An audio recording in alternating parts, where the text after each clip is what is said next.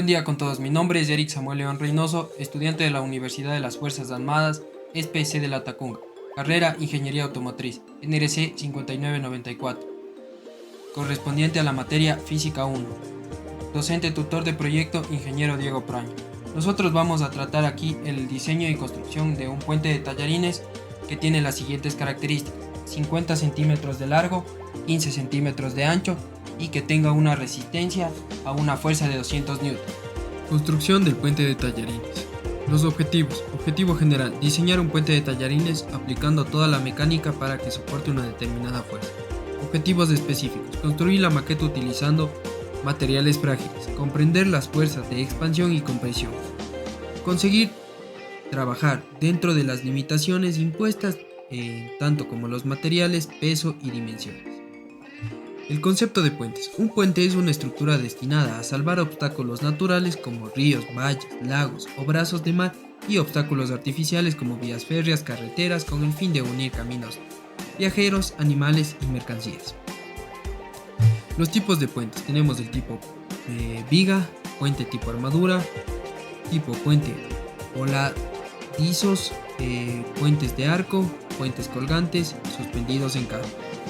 Elementos o componentes del puente. Tenemos la superestructura, los elementos secundarios, las infraestructuras de apoyo y las fundaciones. El análisis estructural. El objetivo del análisis estructural consiste en calcular las fuerzas internas y las reflexiones de un punto cualquiera de una estructura. En el análisis estructural se deben tener en cuenta las siguientes condiciones: equilibrio entre fuerzas, tanto internas como externas, en todos los elementos de la estructura, la compatibilidad de la deformación de todos los elementos estructurales, la relación de fuerza y desplazamiento. La estructura. Algunos de los autores lo catalogan como estructura a cualquier tipo de construcciones formado por uno o varios elementos enlazados entre sí que están destinados a soportar la acción de una serie de fuerzas aplicadas sobre ellas.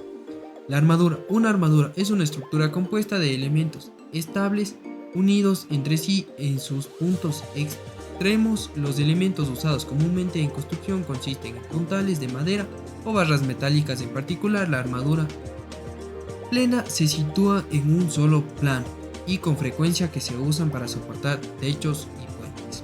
Aquí, como podemos ver, los tipos de armaduras en el que nosotros usamos es la armadura Pratt. Acá tenemos ya la aplicación de fuerzas en la armadura Pratt sostenidos a esfuerzos.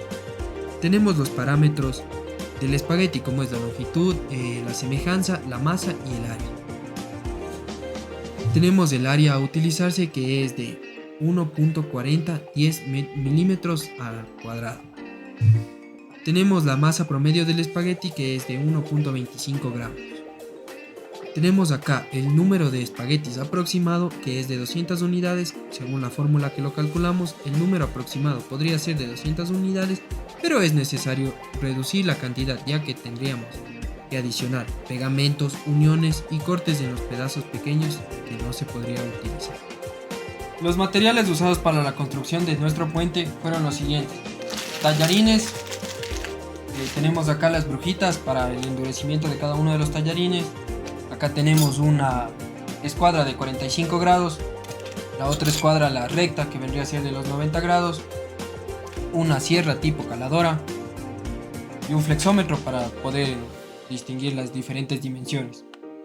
El proceso de armado fue el siguiente. Nos basamos en una armadura tipo Pratt, que esta armadura vendría a ser de una estructura triangulada, en donde las diagonales trabajan con tracción y los montantes vendrían a trabajar con compresión, y así teniendo los nudos articulados. Unimos diferentes tallarines para poder formar las vigas y nosotros poder formar la cercha acá, de esta manera, con la longitud que nos daban, que eran los 50 centímetros de largo, y la otra longitud que vendría a ser los 15 centímetros de ancho del puente, una vez ya formadas las vigas. Esta es la masa que vamos nosotros a colgar en nuestro puente, que es de 200 N. Para una mejor visión y comprobación tenemos acá un dinamómetro en el que vamos a comparar la fuerza. Entonces acá colgamos y acá de esta manera comprobamos en sí que estamos utilizando los 200 N de fuerza. Este es el balde que va a estar colgado en el puente, entonces nosotros vamos a trasvasar de este balde a este balde para en sí ya probar la resistencia de nuestro puente. Proceso de comprobación de mi puente, en donde nosotros vamos aquí a aplicar una fuerza de 200 newtons teniendo las siguientes características, que son de aquí de los apoyos de 46 centímetros de longitud y los soportes de 2 centímetros a cada lado, en donde tenemos unas varillas de 25 centímetros cada una para nosotros poder aplicar aquí en el puente la carga puntual de los 200 newtons.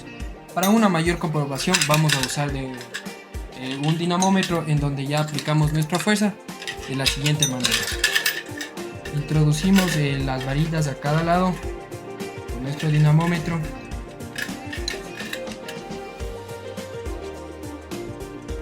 De esta manera, introduciendo la una y introduciendo la otra.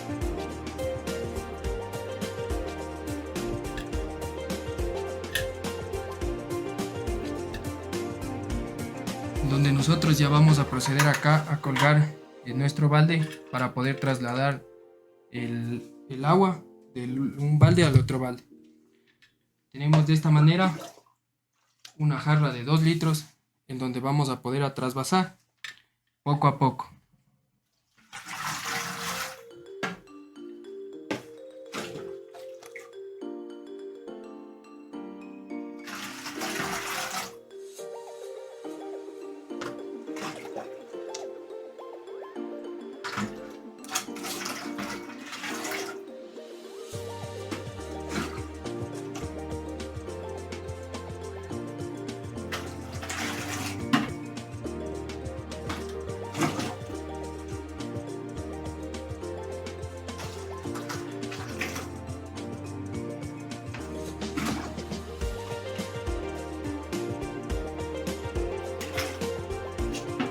Aquí estamos comprobando de esta manera, aumentando poco a poco nuestra fuerza para ver la resistencia.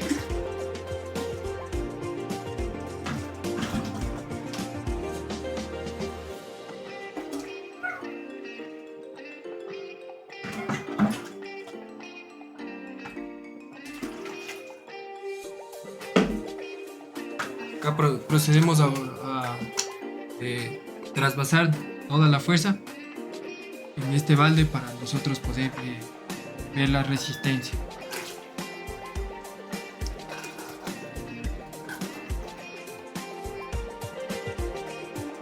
Entonces nosotros aquí podemos verificar que nuestro puente resiste la fuerza de los 200 newtons. Como podemos ver, nuestro balde está vacío, totalmente trasvasado acá.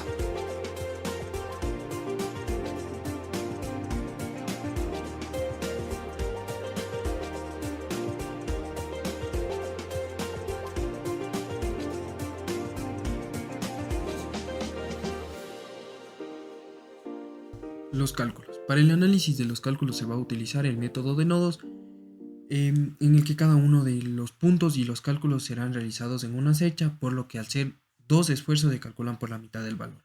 Nosotros nos guiamos en la igualdad de fuerzas, en el que es tanto la sumatoria de fuerzas en X como en Y es igual a 0. Acá tenemos un esquema en el donde nosotros dibujamos el puente en el software AutoCAD, así teniendo los montantes que trabajan mediante compresión y las diagonales de color morado que trabajan mediante tracción. Acá tenemos los cálculos de los diferentes nodos, como es el nodo A, que es la sumatoria de fuerzas en Y como la sumatoria de fuerzas en X, reemplazando la reacción en A y sacando como resultado la fuerza del nodo A hasta L, que vendría a ser de 143.17 newtons, y la sumatoria de fuerzas en X teniendo como resultado la fuerza de nodo A hasta B de 101.24 newtons. Claro que también guiándonos en los diferentes diagramas de cuerpo libre de los diferentes nodos. Acá tenemos el nodo L, que tanto es la sumatoria de fuerzas en Y y en X, obteniendo como resultado en la sumatoria de fuerzas en Y de la fuerza del nodo L hasta C de 143.179 newtons. La sumatoria de fuerzas en X teniendo la fuerza del nodo L hasta K, que vendría a ser de 244.4190 newtons. Tenemos el cálculo del nodo B, que es la sumatoria de fuerzas en Y, da igual a 0. Entonces, como por ende, la fuerza del nodo B hasta L es igual a 0, y la sumatoria de fuerzas en X, que saca la fuerza del nodo B hasta C de 101.2411 newtons. Acá tenemos el cálculo del nodo C, que vendría a ser la sumatoria de fuerzas en Y, que es igual a 0, y obteniendo como resultado la fuerza del nodo K hasta C de 101.241 newtons.